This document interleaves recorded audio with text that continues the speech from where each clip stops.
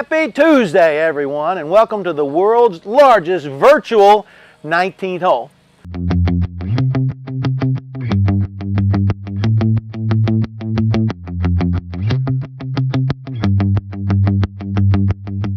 Round one, well, it's in the books, and you completed round two as well. We've got a great show lined up for you tonight, and we're going to hear from swimsuit model and professional golfer Paige Spiranac and get some great tips from Steve Dresser. The tournament team can't believe how quickly you guys are playing. The pace of play is unbelievable. Records are being set daily with how quickly these rounds are being played. We don't know if it's great golf or the fact that we went to tee times. Keep up the great work, everybody. Hey, you bunch of hackers, I got some great news for you. Somebody didn't hack it yesterday. Shout out to Sarah Patterson over at Arrowhead. She's from Dallas, which is in Texas, and she made a hole-in-one. Maybe you'll make a hole-in-one today too, but I sort of doubt it. Stick around, folks. We got plenty more great stuff coming your way. Thanks for being one of more than 2,000 people in town for the event this week. I'm sure you're seeing firsthand why Myrtle Beach is the golf capital of the world by all the beautiful golf courses you're playing. So have fun, hit them straight, and stay safe.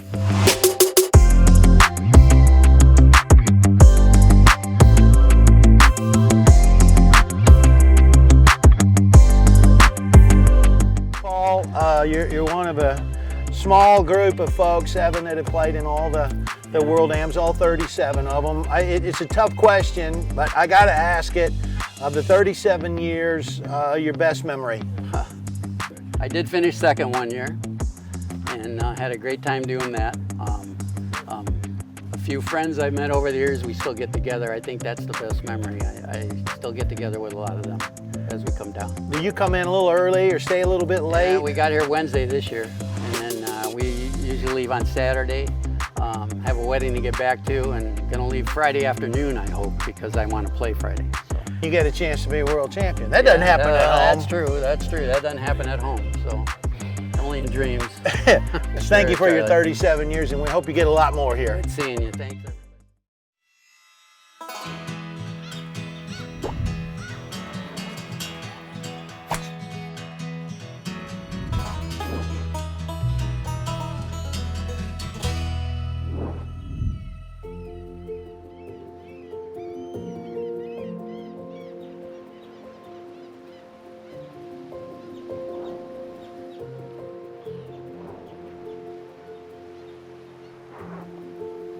I am Ramana Reddy Chala.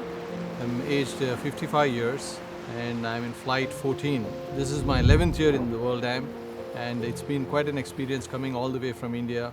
I picked up the game when I was 41, so I've been playing this game for about 14 years, and I picked this up playing in Hyderabad, my hometown in India.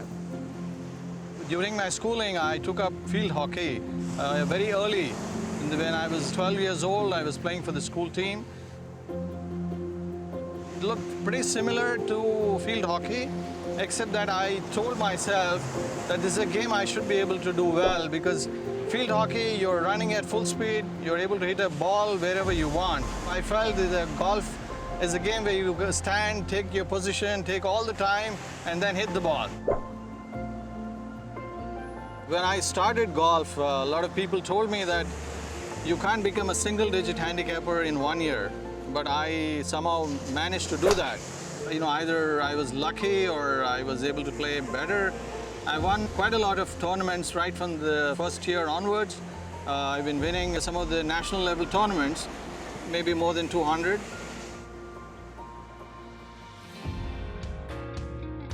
As far as the results are concerned, in the last 10 years, for Myrtle Beach World Am, I've been in the top 10 9 of those years. Considering that there are more than 3,200 golfers playing in a single tournament, it's so beautifully planned and executed and conducted. I haven't heard of another tournament in the world which is of this magnitude, of this size. That's one of the reasons why it brings me all the way halfway around the globe to come here and play. Myrtle Beach by itself is such a beautiful location. You have the ocean, you have the beaches, and the best part is for golfers. You know, you have 100+ golf courses. It's a beautiful place. It has been a very good experience learning the game and coming to World Am, meeting new people, golfers from all over the world. So it's been a wonderful experience. So that's the reason why I come here and enjoy every moment.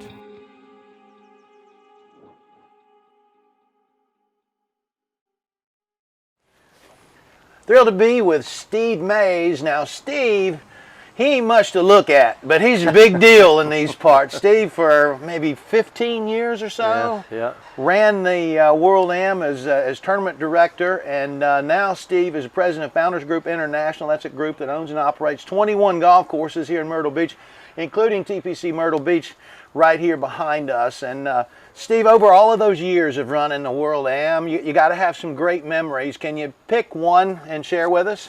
I don't know, there's so many memories just to pick one. I mean, when you have thousands and thousands of golfers coming down to the Myrtle Beach area and participate in this great event, there's so many different things that happen. One, I don't know if it's a good memory or bad memory that we have, but I remember, obviously the team and the staff take handicapping very seriously. Oh, yes. With this event. So we spent a lot of time, and they still do to this day, and spend a lot of time. But back in our day, we were doing it on cards instead of the algorithms that they have today that they use in their computers. But I remember one particular person we had to dismiss from the event, and we did it upstairs in the old convention center, and he came up and was very upset, wasn't happy that he got disqualified. He was so unhappy that he kept talking and getting louder and getting louder and getting louder. And next thing you know, our friends from the Myrtle Beach Finest had to come up and escort him out. Hey, it can happen. It get a little excited, a little bit too intense sometimes for some of the competitors down here. But besides that, most of the memories are just from just seeing all the people year after year come down, participating in an event like this, participating in kind of their U.S. Open, and it was just a lot of fun to be a part of that excitement. When I get out and talk to the players, I always love asking the question, how many times have you been here? Yep. And of course, every year we get about 25% new, but we get a lot of retention. I love hearing somebody say, I've been coming for 10, 15, 20 years. In fact, 7 players have played now all 37 years. Okay, so there's a story I want to ask you about. I heard there was a year the power went out. Mm-hmm. Tell me that story. The year we had over 5,200 players. And we went from 4,500 players up to 5,000 players. And our systems were just we changed over to a new handicap system. And, it was a situation where we were all in the convention center.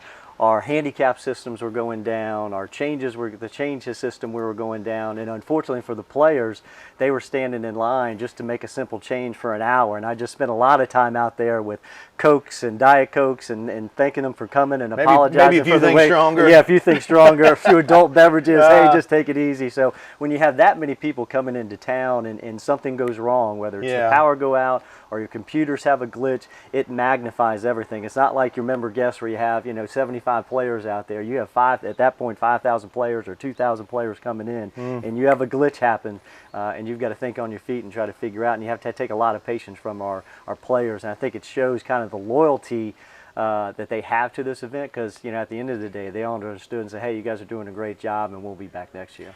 Yeah, speaking of loyalty, the fact that we have over 2,000 players with what's going on in the world right now, all the work that was done by the staff at Golf Tourism Solutions to make sure this event can happen, following the COVID-19 protocols. Your golf courses, I know you guys do a wonderful job doing that. Yeah. In fact, any golf course you come down to in Myrtle Beach has to follow the similar protocols, but you got to be almost a little emotional, the fact that we are able to have this event considering what's going on not only in the country but around the world. Yeah, it's really true. I mean, a couple of things there. One, I mean, just the way the community in Myrtle Beach and the surrounding areas come together to put on this event. I mean, from the superintendents to head golf pros to the team at Golf Tourism Solutions, everybody really takes great pride in this event. And once we have meetings where we talk about at the golf course level, make sure we're putting our best foot forward, make sure that the golf courses are in tournament conditions. So there's great pride within the community to put on a good event. I think that comes through. And then, as you said, the loyalty of the participants. To have over 2,000 players with everything that's going on in the world today just shows you the strength of this event and what they think about the event. And really, there's just nothing like it in the world. So they're taking advantage of that opportunity that, you know, we can host an event down here in Myrtle Beach like that. So it is, you do get emotional thinking about all the people that, you know, they circle this week on their calendars, you know, and then with all the, you know, the different things that have happened and COVID-19 in our world today, for them to still keep that, you know, that date and come down is really a testament to the tournament and to Myrtle Beach area. Having been the tournament director of the World Am for 15 years, now you're on the other side with the 21 golf courses that your group owns and manages. How has that changed your perspective on the World Am? Well, one, I know it's much easier to do what I'm doing now than actually managing that event. I think you just get more appreciation when you're there's so much excitement and so many different moving parts to this event. You don't realize kind of the scope and the size and the enjoyment that people get out of this event when you're in the weeds of it and you're in the middle of it. When you can, you know, get back from it and still be a part of it and still be a small piece of the event and see actually, you know, the enjoyment that ever gets out of it, I think it just gives you new perspective and a different perspective, and you appreciate kind of what you did at that time, and you appreciate even more the people who are in those positions now and the difficult time they have putting this event together, but also the great pride they have in it. Well, Steve, it's pretty neat to see this event in its 37th year. We appreciate all you do with Founders Group International to help pull it off. You guys are a big part of the World Am. Thank you for your time tonight. Well, thank you. Appreciate you being out here at TPC and telling everybody about this great event. Hey, all of you World Amers out there. Hope you're having a good time. Hope you're playing well. Beautiful week as always down here. I'm Steve Dresser from Steve Dresser Golf Academy down at True Blue in Caledonia.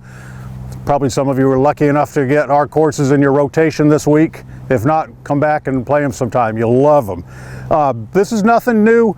It's just basic course strategy, but sometimes we forget or we try a little too hard, try to hit a shot that's maybe a little more difficult than it needs to be. This is one of our practice greens or target greens out there, and you can see the post is well on the left side.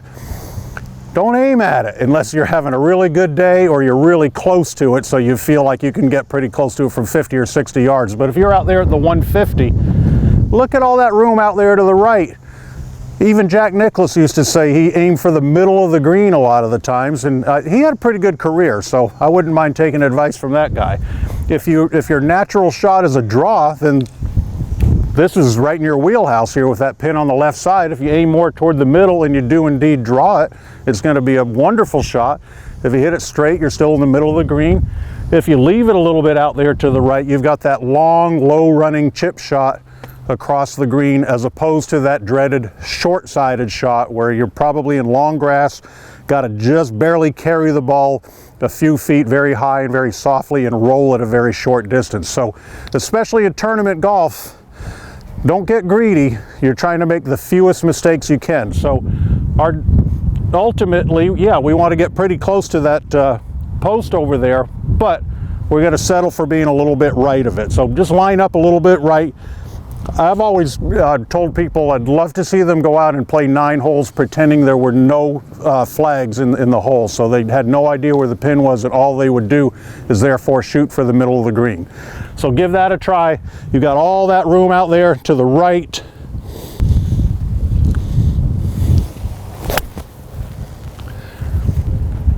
So that's going right about at the center of the green with a little bit of a draw. That's the safe shot. Maybe not quite as exciting a shot, but conservative golf really does pay off, especially when you're playing in a tournament. So have fun out there, play well, and hope to see you back here at the beach again soon. Okay, Eddie, you're in from Hinesville, Georgia. Where in the world is that? I mean, it sounds like it's near slap dab in the middle of nowhere. Well, it's actually like 30 miles south of Savannah, Georgia. It's just outside of Fort Stewart, Georgia. Okay. So it is kind of in the middle of nowhere. Nothing wrong with Got that. Fort Stewart, and that's it. Yeah, nothing wrong with that. You're a paramedic. Yes, sir. Now, how many years have you played in the World Am? This is my very first year. First one. So you got through yesterday's round. You didn't have to provide services, paramedic service to anybody during the round yesterday. No, I'm off. Okay. I'm off. Somebody down on the ground, you're going to have to call somebody else. I know the number. My off day. Well, cool. Well, how'd you find out about the World Am? Oh, wow. How did a couple of buddies of mine, there's like 7 of us up here from Hinesville. Yeah. They told me about it, and I'm like, yeah. Since my Myrtle Beach trip got canceled this year, so Yep. we do one annually out here, and some of the courses are the same. So I was like, yes, let's do it. How did it go yesterday? Didn't do, We can tell by the expression. I didn't do horrible. I got 6 penalty strokes and shot an 80. So How'd you did get? okay. How'd you get 6 penalty strokes? water, water, water. Same hole? No, back-to-back holes though. Yeah. When it went in the water, how did it make you feel? And emotionally, how did you feel? Were you upset? Did you think about using unkind language? Regularly. I'm a paramedic. Yes, sir. Ex-military paramedic. Regularly. Well, thank you for your service, what you did and what you do every day. I got a tip for you today. Here at Sure. TPC, Yes, sir. don't hit it in the water. Here's Have your a sign. good one. Thank you, Thanks sir. for your time. Good meeting you, Charlie. Back in the world's largest virtual 19th hole with a great friend of the World Am from Peak Vision, David Fieser. And David, I got some of your product right here, the Peak Vision glasses. They're wonderful. I know there's a lot of technology packed in here. And tell me about the lens in this product. Basically, it's a unique product. It's a patented lens that is a dual zone zero distortion lens. So what this does for you is it wipes out distortion anywhere in the lens, gives you an incredibly clear field of vision. The upper part of it is a 20% gray that allows you to seamlessly track your drive. That fades into a 60% high definition amber that gives you 3 times the visual definition of the topography of the course than your naked eye.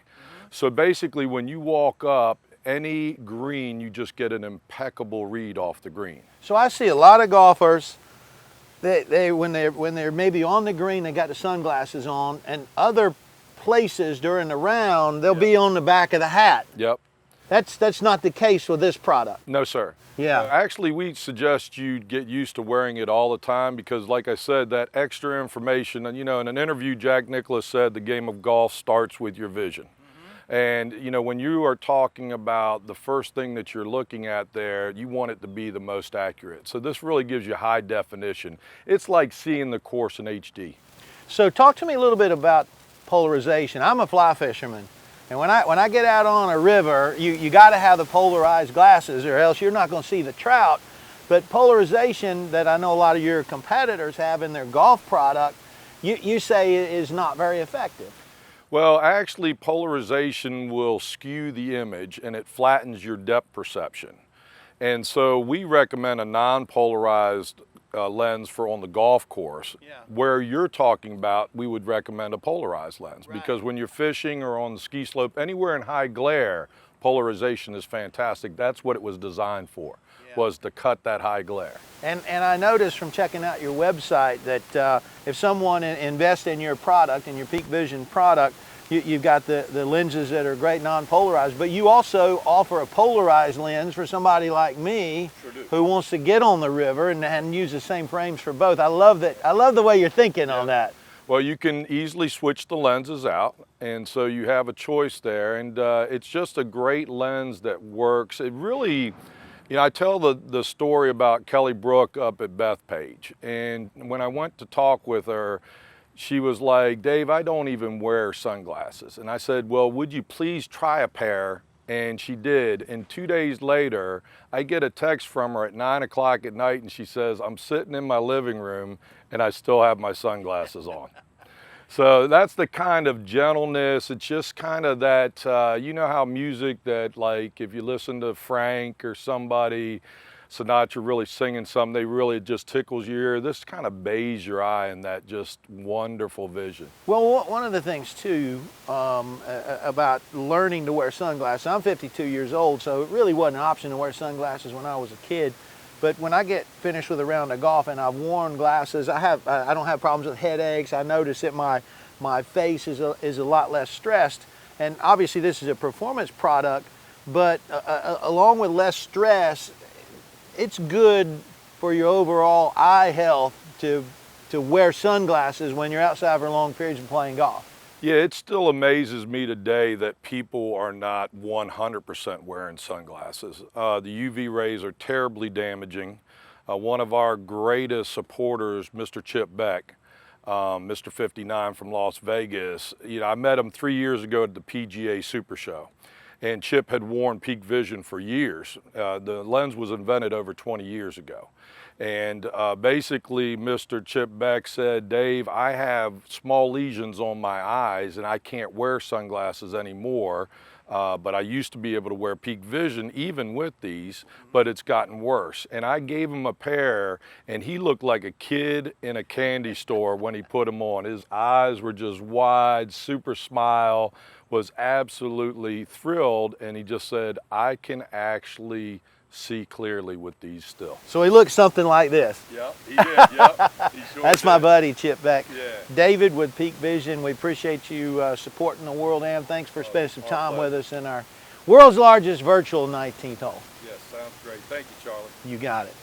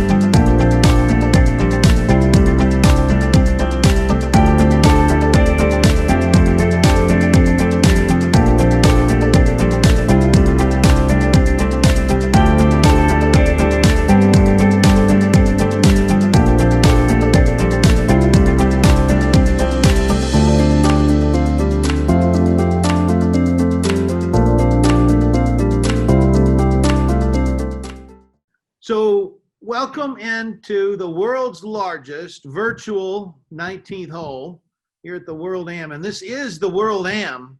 So right now we're going all the way to Germany where we joined Sylvia Rosenberger. And you'll remember Sylvia from last year where she made the 100-foot putt to win $25,000. Sylvia, thanks for joining us this evening. Yeah, hello to my friends in the USA and to the World Am and all the participants and friends this year play well. So we are so sad that we can't come this year due to Corona. It's a little bit difficult for traveling and so we stay here. Well, we hope that you're safe, stay healthy. We look forward to seeing you next year. But right now I want to ask you about making that long putt to win the $25,000. I was there calling it with my colleague Damon Hack. Sylvia! Oh, that's got a chance! Sylvia! That's got a chance!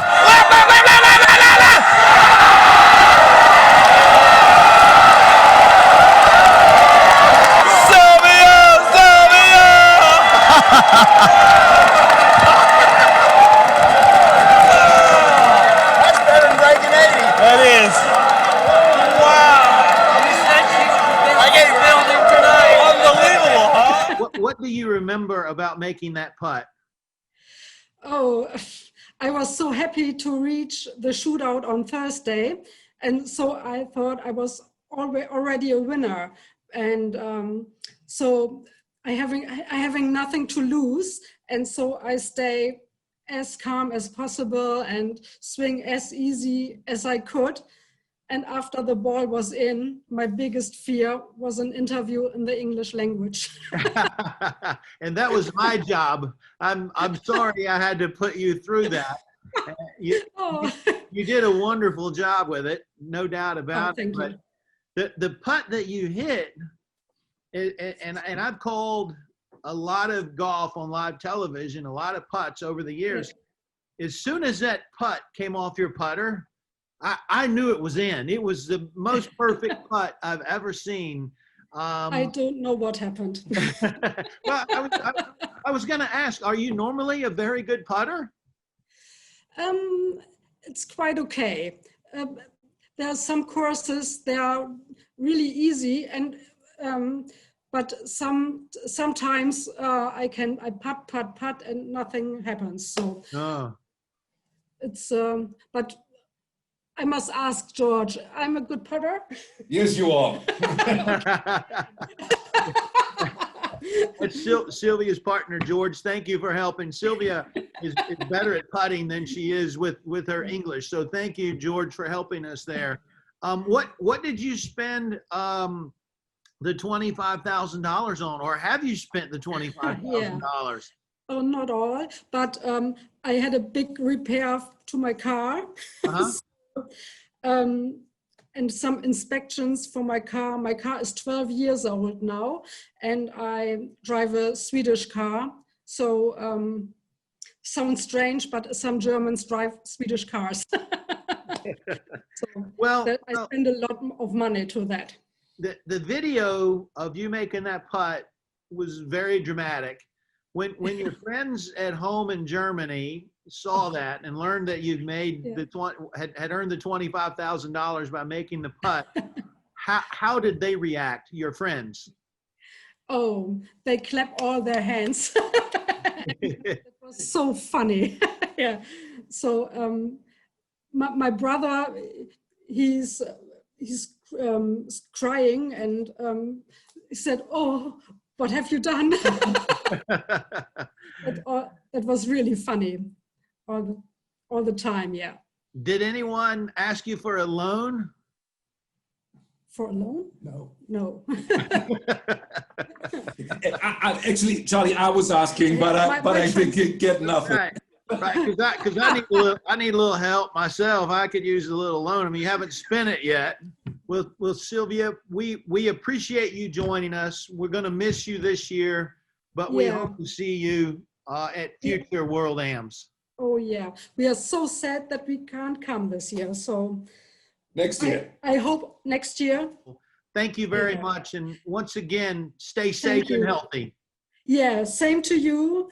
Stay healthy, and greetings to all my friends at the World Am. Thank you. Well said. Thank you, Sylvia. Long before your arrival, we're making preparations for your visit. It's something we do every day, and nobody does it better than Myrtle Beach, South Carolina.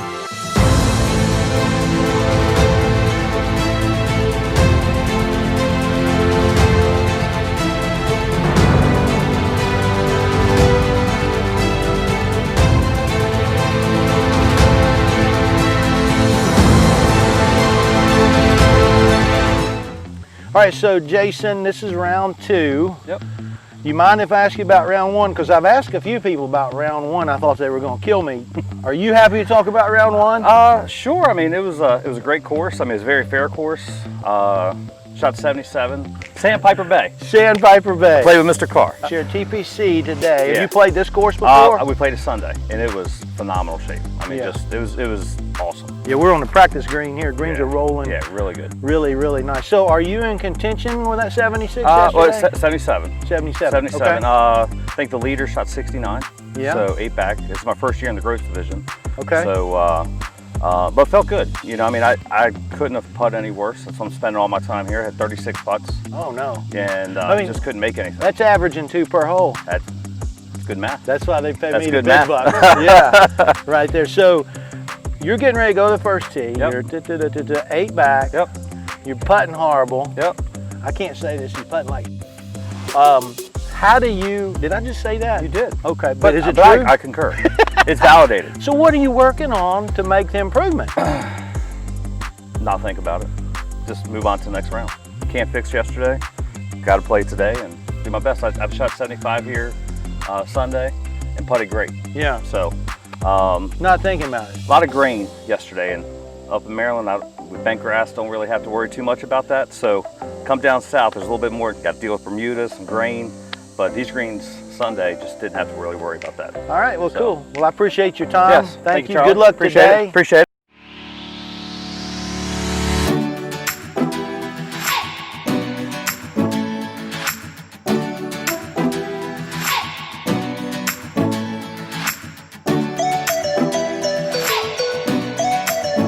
All about the golf. We do compete pretty hard in the golf, but it's fun to get to play with your dad. All about the family, spending time together, not only on the course, but outside.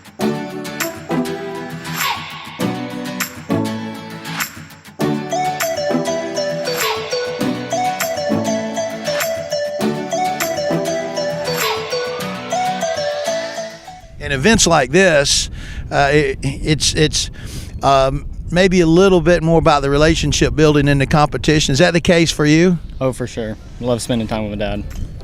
So tell me,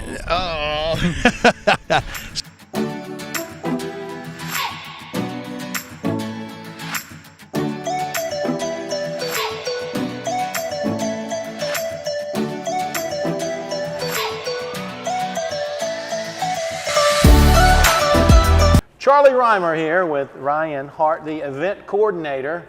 And Ryan, as an event coordinator, do you coordinate the event? Yeah, a little bit, yeah. Sort of goes with the territory? It goes with the territory for sure. Okay, how many World Ams is this for you? They told me you might ask me that, and I was counting earlier, and it is 8. I have been doing this for 8 years, 100% sure. 100% We're going to have to check with accounting to make sure, because you didn't deliver that with a lot of certainty. 8. 8 is the number, which is kind of a shocker for me, man, to have done something like this for 8 years. It's a lot of fun. I really enjoy doing it, and I was thinking it was more like 5 or something, and it's 8. So a lot of golfers have come through here in the past 8 years, no doubt about that. Now, you were born right here in Horry County.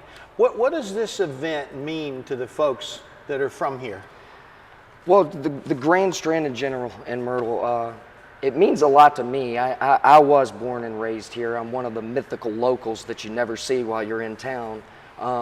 But I went away to school for golf, and outside of that, I've lived here my whole life. I have no desire to really move or go anywhere else. Everything that I want is right here. From golf, it's not too big, it's not too city, it's not too rural, it's a little bit in the middle of everything. So I enjoy it a lot, so I take a lot of pride in the fact that we can run an event of this magnitude and bring golfers in from 50 different states this year to come here and see the area, that a lot of them have probably never been here before.